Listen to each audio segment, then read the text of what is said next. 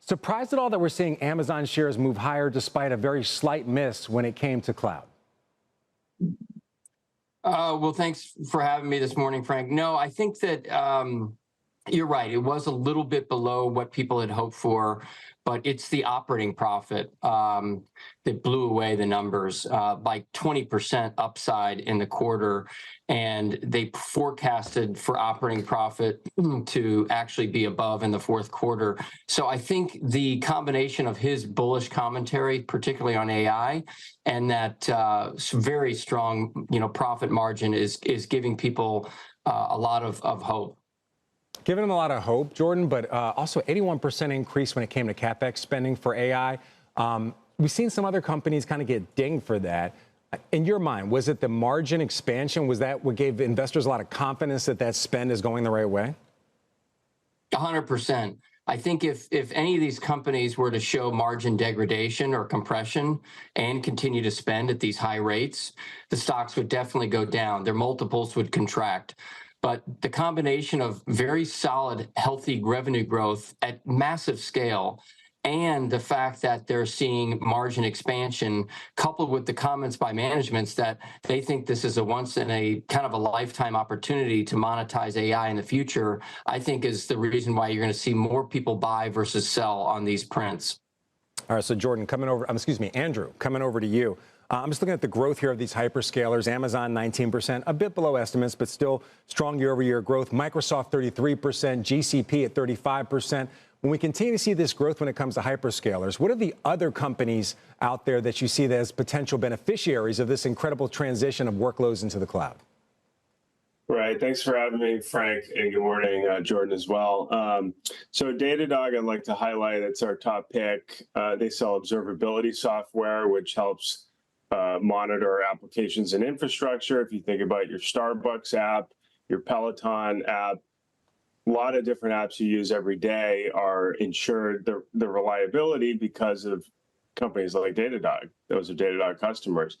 Datadog is a great partnership with AWS and the other hyperscalers, and they often get brought along quickly as those workloads move to the cloud because cloud infrastructure monitoring is their biggest product. And that's very important to ensure reliability of your cloud workloads. So they're viewed as probably the greatest cloud derivative play, if you will. There's several others that have similar usage-based models that have cloud stories as well. But Datadog's our top pick, and we can get into why. That's your top pick, but it's kind of a duopoly when you're talking about that cloud monitoring. It's another company we've actually been fortunate enough to have here on the show, Dynatrace. How does that compare in your mind to Datadog, whether it's valuation, their ability to capture market share? I mean, how do you view them? Because it's a two-dog race, right? No pun intended with Datadog. Yeah, exactly. Yeah, we like Dynatrace too. Just slightly lower growth, also lower valuation, but I view that as a great growth at a reasonable price stock that's about 30 times free cash flow. Datadog's about 40 times. But yeah, I mean, this market has consolidated from several vendors down to basically those two are the last pure play observability public stocks. All right. Jordan, coming back over to you, kind of mixed results when it came to these Mag 7 earnings, specifically those names tied to AI, which is Meta, Microsoft, Amazon, Apple too, but also Alphabet. When we're looking at the reports from Microsoft and Meta, did you see signs of a kind of a weakness in this AI trade, or do you believe the narrative remains intact throughout the end of the year?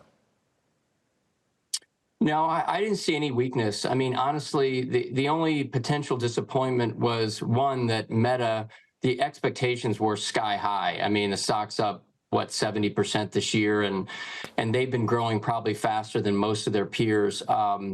And it just, the guide was better. It just maybe wasn't the blowout guide some people had hoped. I think that one comes back, and you see it get above 600 before not too long. Now, Microsoft, the one thing I'd say is you have to put in context the reason why maybe Azure growth wasn't as high as people hoped. They're basically saying it's down slightly in the coming quarter.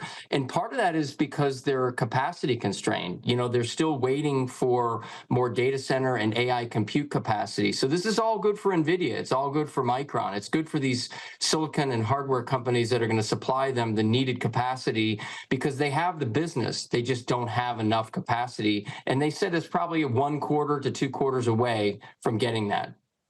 You know, Jordan, until we get that NVIDIA report coming up on November the 20th, we're going to be talking about cloud infrastructure quite a bit, kind of the build up until we get to there. You're looking at another cloud infrastructure player, Supermicro, having some issues with its accounting firm. In your mind, the troubles at Supermicro, you say they create opportunity for different stocks. Just kind of explain that thesis for us. Yeah, well, think about there's a handful of companies that take these GPUs, assemble them into massive multi-million-dollar rack systems that have power, cooling, and all the interconnect inside. And those companies are people like Supermicro, they're Dell, they're Hewlett Packard, they're Han Hai over in Asia. And so if Supermicro runs into trouble, which there clearly are, they could get delisted.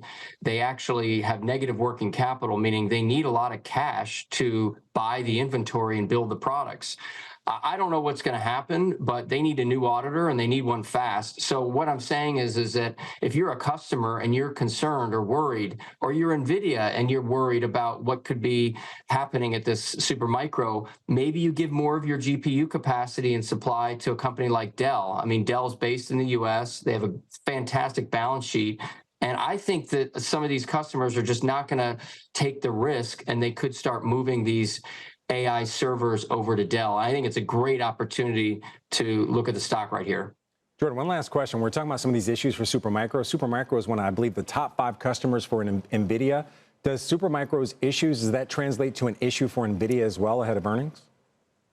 I don't think at all. I think, you know, first of all, this accounting issue is something that probably gets resolved. So I don't think it's actually going to impact their day-to-day business. It's just really bad for the stock and investors. Secondly, I think that NVIDIA they didn't wake up this week and see the stock down and then start to not know that anything was going on. I think they're well ahead of this. They've talked to Supermicro, they know what's going on. And if anything, they will make sure that if there's any problem in fulfilling demand, they move those GPUs over to these other suppliers. And I don't see any real problem that they'll have at all. It's just optically, It doesn't look good.